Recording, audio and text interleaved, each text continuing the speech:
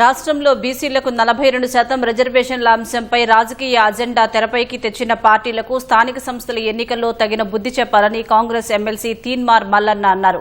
Hyderabad Somajiguda press క్లబ్లో Telangana BC political JAC ఏర్పాటు చేసిన మీడియా సమావేశంలో మాట్లాడుతూ బీసీలను మోసం చేస్తున్న పార్టీల పట్ల అప్రమత్తంగా ఉండాలని తెలిపారు.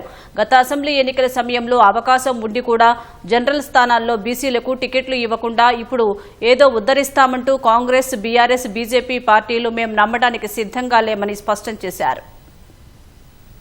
బీసీ రిజర్వేషన్ నిజంగా వస్తుందంటే వీళ్ళందరూ కూడా ఒకటే బీసీల రిజర్వేషన్ ఇవ్వద్దని కొట్లాడే బ్యాచ్ ఇదంతా.